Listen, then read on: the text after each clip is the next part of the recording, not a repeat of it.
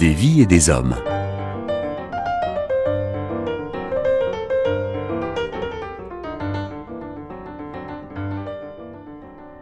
Aujourd'hui, le Père Laurent Lemoine. Père Laurent, bonjour. Bonjour. Alors quand je dis que nous sommes allés à la rencontre, j'exagère un petit peu parce que c'est vous qui avez pris le train, puisque Oui. vous êtes prêtre diocésain à Paris. Oui. Et vous avez aussi une formation de psychanalyste. Oui. Vous avez été invité par la pastorale de la santé pour venir parler des maladies psychiques. Donc le thème était maladies psychiques, mieux les connaître pour mieux les accompagner. Alors je vous ai présenté, vous êtes prêtre, vous êtes psychanalyste. Au milieu de tout ce jargon, psychiatre, psychanalyste, psychothérapeute, psychologue, comment faire le tri au milieu de tout cela ? Le jargon n'est pas très important. Le jargon, faut le laisser à ceux qui apprécient ça, mais faire le tri, ça va être trouver quelqu'un de compétent. Ce qui n'est pas une mince affaire, étant donné que pour les questions de santé mentale, il y a aujourd'hui énormément de demandes et peu d'offres. C'était déjà le cas avant le Covid, et le Covid, malheureusement, a encore dégradé cette situation. Beaucoup de gens sont en souffrance mentale, en souffrance psychique, peu de thérapeutes. Le thérapeute, d'ailleurs, quel qu'il soit, doit être un thérapeute compétent, bien formé de façon initiale et continue, c'est-à-dire qui ne se contente pas de ce qu'il a appris au début, mais qui lui-même poursuit une formation permanente, qui accepte d'être relié à des pairs et qui accepte d'être supervisé. C'est très important, ça. Donc, c'est le choix de la compétence, quelle que soit la compétence. Et malheureusement qu'il faut arriver à coupler avec l'effritement, le mot est vraiment trop faible, l'effondrement d'une bonne partie du système de soins français, et en particulier du soin hospitalier, mais également des soins en ville, qui soit disparaissent, soit sont totalement saturés, totalement surchargés. Donc là, vous nous peignez un état des lieux, oui. Pas très rose. C'est exact, ce n'est pas très reluisant. Et donc, au milieu de tout cela, on a un peuple chrétien, certains qui se sont appelés, ou qui ont été appelés pour intervenir auprès des malades dans les hôpitaux psychiatriques.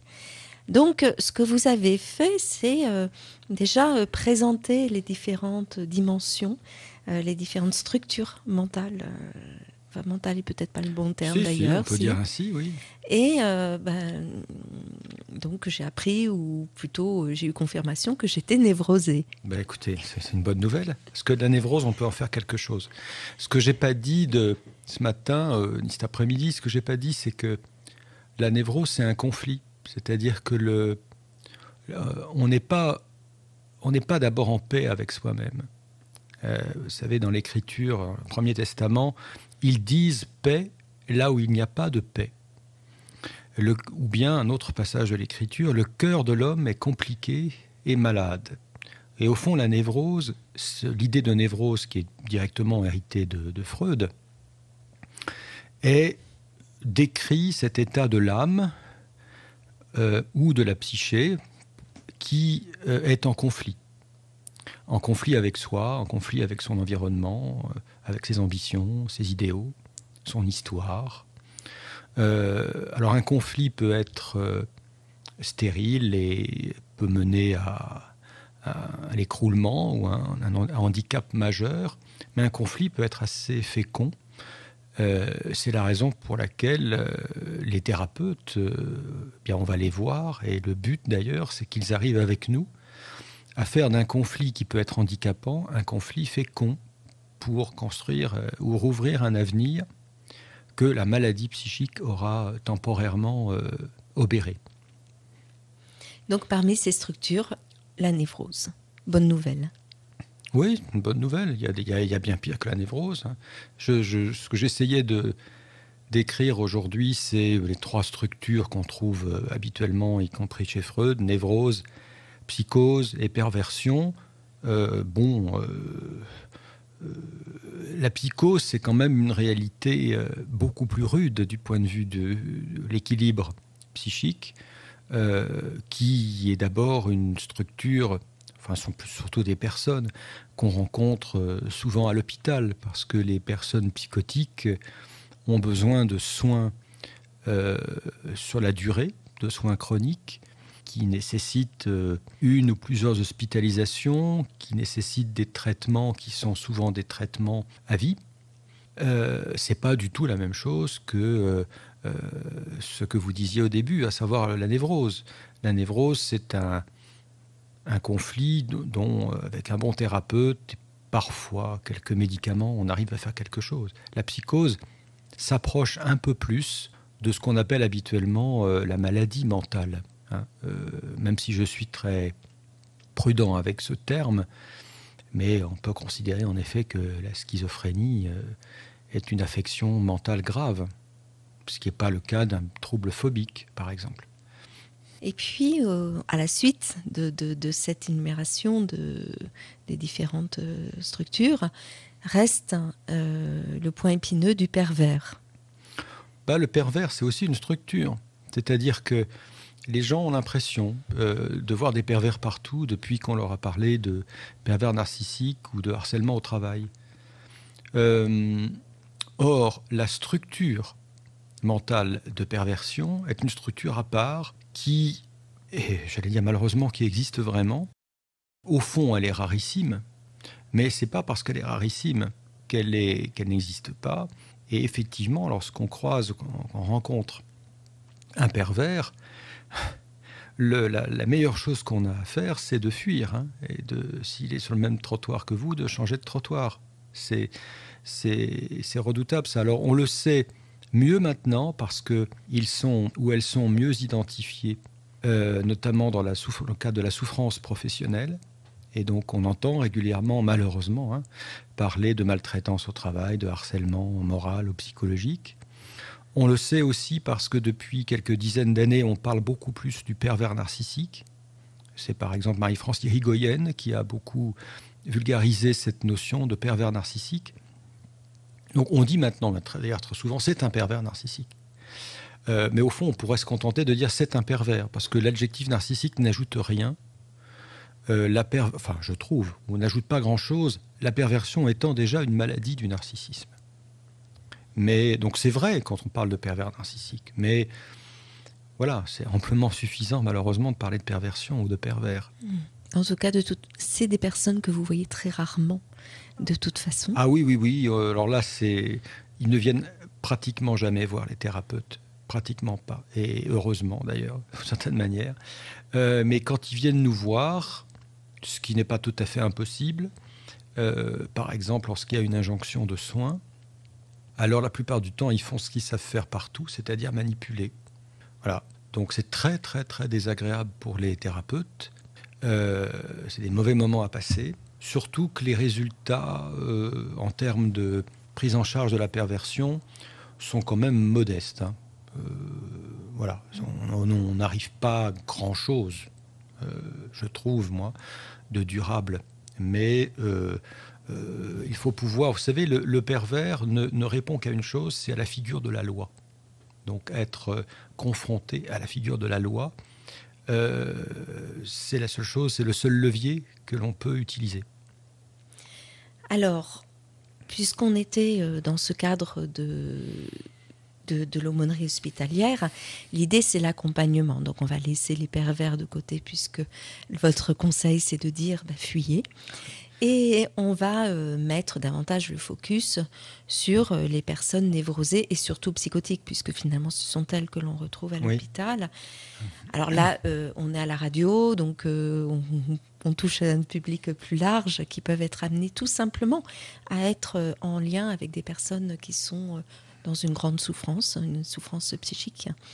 Et l'idée, c'est de voir un petit peu ensemble quelles pistes vous pouvez donner pour aider au mieux ces accompagnateurs ou ces proches. Il y a une grande caractéristique pour l'accompagnement de personnes qui sont en souffrance psychique, que ce soit des personnes de notre entourage, quand dans une famille... un enfant est diagnostiqué schizophrène, enfin un jeune adulte, ou lorsqu'on est en aumônerie d'hôpital et qu'on est amené à rendre visite dans sa chambre à un patient psychotique, ou que le patient psychotique vienne nous voir à la chapelle, par exemple. Un des grands principes que je peux énoncer, c'est de ne pas travailler seul.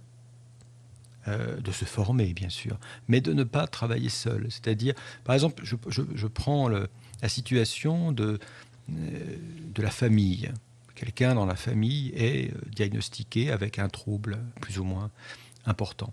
C'est sûr que les parents, les aidants, les proches n'ont pas intérêt à rester seuls, c'est-à-dire mais à travailler en réseau. Il y a des associations, il y a des psys auprès desquels ils peuvent prendre conseil. Il y a d'autres patients qui vivent le même trouble et qui peuvent informer, recommander, conseiller. Et donc, la situation, si vous voulez, un peu en duo ou dans une bulle, c'est-à-dire j'accompagne mon proche qui est atteint d'un trouble psychiatrique, est une situation mauvaise. En duo, il ne se passe pas grand-chose. Il faut pouvoir... en duo, si, on peut évidemment écouter, etc. Mais l'écoute, la prise en charge, l'accompagnement se fait souvent dans le cadre d'une formation et d'une mise en réseau. Hein. C'est pour pouvoir d'ailleurs écouter en tête-à-tête quelqu'un, il faut avoir été suffisamment formé avant, et j'allais dire après, dans le cadre d'une formation permanente. Ça, c'est le cas des thérapeutes. Mais dans une famille, c'est vrai que les proches sont souvent amenés à rejoindre une association, à se renseigner auprès de patients experts, auprès d'autres aidants, à tisser autour d'eux un réseau pour ne pas laisser seuls face à une maladie ou à un trouble qui les déconcerte. Alors, ce que vous disiez, c'est la première des règles, peut-être, c'est ne pas nuire. Parce que j'ai été amené à rappeler aujourd'hui ce principe essentiel du code de déontologie médicale, primum non nocere, c'est-à-dire ne pas nuire. C'est-à-dire la règle du soin, c'est que la déontologie même du soin, c'est que choisir de ne pas faire quelque chose, c'est un choix positif. Parce qu'il vaut mieux s'abstenir de faire quelque chose plutôt que de faire quelque chose qui nuise. Alors bien entendu, si on fait quelque chose qui est positif, c'est très bien. Mais la première disposition du soignant, ou du médecin, au fond, c'est bien que je vérifie que l'acte que je vais poser auprès de cette personne soit vraiment un acte à son service et non pas un acte qui va dégrader encore la situation. Alors vous parlez là du soignant, mais un proche face à un ami ou dépressif, ou un conjoint ou un enfant, que sais-je, ça peut être aussi allez, bouge-toi là maintenant, c'est bon. Oui, analogiquement, on retrouve cette situation de ne pas nuire. Effectivement, nuire à une personne dépressive, c'est lui dire de se bouger. C'est-à-dire, c'est l'enfer est pavé de bonnes intentions. C'est-à-dire, on dit à un dépressif, bouge-toi, aide-toi, le ciel t'aidera, secoue-toi, tu restes couché toute la matinée, ça va pas t'aider, trouve des forces en toi, tu as la volonté de... non, en réalité, c'est totalement contre-productif.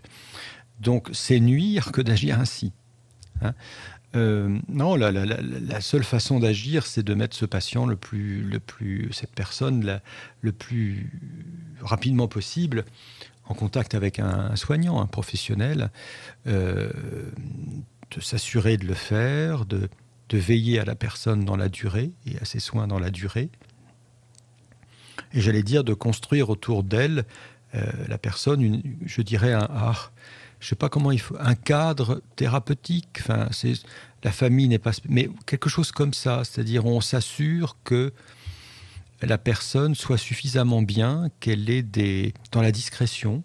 C'est très important aussi ça, la discrétion, la confidentialité aussi, et de s'assurer que la personne, au fond, sera mise en contact avec les soignants dont elle a besoin. quel que soit le type de trouble, que ce soit à l'hôpital, en ville, j'allais dire chez soi, quand c'est dans la famille, son conjoint, son enfant, etc. Et puis de laisser les soignants agir. Ça, c'est très très important. Parfois, on a envie de se substituer aux soignants en disant finalement on va mieux savoir qu'eux, on a prescrit un traitement, c'est idiot, ou bien il aurait dû faire ceci, il n'a pas fait ça, je ne comprends pas, voilà, on va changer par exemple de thérapeute. Il faut laisser agir les soignants, les professionnels. Il sera toujours temps de changer si vraiment il y a un problème, hein. Mais il faut laisser agir, il faut laisser le soin se faire. L'accompagnement, c'est ça aussi, vous voyez, c'est pas seulement agir, c'est laisser faire, laisser le soin agir, lui donner le temps d'agir. C'est la confiance, ne pas se mettre dans une toute-puissance, donc être suffisamment humble aussi, Oui. discret mais agissant. Oui. La toute-puissance, c'est un des pièges les plus communs. Donc si je dis que c'est très commun, c'est que je le vois souvent autour, c'est-à-dire au fond, on veut être tout pour l'autre. Et ça, la toute-puissance, être tout pour l'autre. Il n'y a rien de pire, même surtout au nom du bien ou de la guérison. Vouloir le bien de l'autre, ça c'est bien, hein, de vouloir le bien de l'autre, mais pas dans la toute-puissance. Dans la toute-puissance, vouloir le bien de l'autre, c'est prendre la place de l'autre. Et si on prend la place de l'autre, qu'est-ce qui lui reste comme place ? Vous évoquiez aussi la question de l'accompagnement spirituel. J'ai trouvé ça très intéressant de mettre en vis-à-vis l'accompagnement spirituel et l'accompagnement psychologique, où d'un côté on va se baser sur ce qui va bien, sur la demande, et de l'autre côté sur la non-demande et sur ce qui va mal. En fait, on est dans deux leviers totalement opposés, complémentaires et opposés. Oui, il y a de ça, complémentaire et opposé, votre formule est assez juste. Effectivement, on peut faire des dégâts en croyant faire le bien, et un des risques dont j'ai parlé tout à l'heure, au fond, c'est-à-dire c'est la toute-puissance, hein, c'est de mélanger les genres, c'est-à-dire je tiens toutes les manettes, hein, pour autrui, je fais un petit peu de soins psy, parce qu'au fond, la personne ne va pas bien, je sens bien qu'elle ne va pas bien, elle est un peu déprimée, donc je vais l'aider. Puis on aime bien quand on est chrétien, et c'est normal, aider, c'est normal. Mais je vais faire aussi un petit peu d'accompagnement spirituel, parce que Dieu a un projet sur cette personne, un projet éternel, auquel je vais pouvoir contribuer, parce que je suis accompagnateur, etc. Et donc je tiens les deux manettes, le soin mental et la vie spirituelle. Ça, c'est une position de confusion et de toute puissance qui a énormément nui à l'accompagnement et à la vie spirituelle, et malheureusement qui a été beaucoup, je n'ai pas de statistiques, mais souvent pratiqué dans l'Église ces dernières dizaines d'années, et qui est alors une des origines des drames que nous connaissons autour des abus. Les abus procèdent toujours d'une position de toute puissance, quelle qu'elle soit, hein. Il y en a beaucoup, hein. Voilà. Ça peut être dans la confession, ça peut être... Mais il y a toujours une possibilité. C'est-à-dire qu'on ne respecte pas, on piétine, on détruit l'autonomie d'une personne au nom du bien, parce qu'on veut faire son bien. Mais c'est un problème de place, en fait. Oui, c'est un problème de place. L'autre a droit à sa place. Et donc, pour en revenir, donc, dans l'accompagnement spirituel, il y a cette façon finalement de laisser de côté la maladie et s'appuyer sur ce qui reste de dynamisant, de vivifiant. Ah, vous avez prononcé un mot très important, dynamique. C'est-à-dire, oui, dans l'accompagnement spirituel, nous tablons, nous comptons, l'accompagnateur compte, table sur ce qui va bien. Et même chez les gens très abîmés par la vie, il y a toujours des choses qui vont bien. Et c'est sur ce sur quoi il faut faire fond, si vous voulez, miser. Autrement dit, c'est pas thérapeutique, ça. Il faut laisser le thérapeute faire son métier. Alors, le thérapeute, son métier, c'est de s'occuper de ce qui va pas bien. Et il y a beaucoup de choses, ne serait-ce que dans le cadre d'une expérience dépressive, il y a beaucoup de choses qui peuvent aller pas bien. Ça, c'est le cadre du soin. Dans la vie spirituelle, on compte sur le sujet pour qu'il donne ce dont il est encore capable. Et il peut donner beaucoup de choses. Vous savez, les personnes dépressives, il y a une grande erreur à faire, c'est de nourrir leur isolement.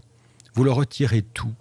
Leur métier, leur cadre, leurs relations, parce que vous dites il est dépressif, on ne peut pas compter sur lui. Donc on va l'isoler, on ne fait pas exprès, quoique. On l'isole et puis voilà, ça ira mieux dans 5 ans, etc. Non.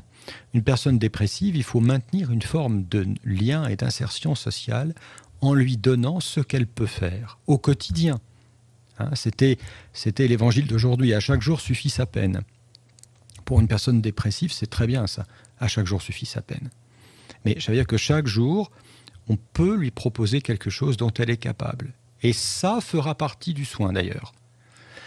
Alors que le fait de lui dire qu'on peut lui faire confiance, elle est encore déprimée, non c'est pas possible. Mais si, il faut maintenir la confiance. Il faut que la personne puisse sentir que vous tablez encore sur ce qu'elle peut donner et sur des... Il ne faut pas même hésiter à... Je pense, moi, à parler avec elle de « ce serait quoi tes projets ?» Qu'est-ce qui te ferait plaisir ? La question du plaisir est très importante auprès des personnes dépressives. Qu'est-ce qui te ferait plaisir ? Voilà. Donc l'idée, c'est vraiment d'être extrêmement vigilant, finalement, à ne pas enfermer l'autre, à ne pas l'étiqueter. Oui, ça c'est une remarque consonne bien à la difficulté de la psychiatrie, c'est-à-dire la psychiatrie, pour reprendre ce qui est une discipline de la médecine, la psychiatrie a tendance à étiqueter, c'est-à-dire vous êtes classé, avec une pathologie psychiatrique, etc. Il y a un dossier patient qui va vous suivre, etc. Voilà, donc la psychiatrie, elle peut avoir un côté stigmatisant, mais avant la psychiatrie, c'est surtout le regard de la société qui est, le regard de la société peut être psychiatrisant au sens de l'isolement ou de l'exclusion des autres. Alors que les maladies de l'âme, pour reprendre cette vieille expression, sont très sensibles et très réactives au lien social, à la relation sociale, comment on peut la restaurer, comment on peut la rétablir. Bien, nous étions en compagnie du Père Laurent Lemoine, venu nous parler de l'accompagnement des maladies psychiques. Père Lemoine, merci. Merci à vous. Et puis bon retour et bonne continuation. Merci beaucoup. Merci.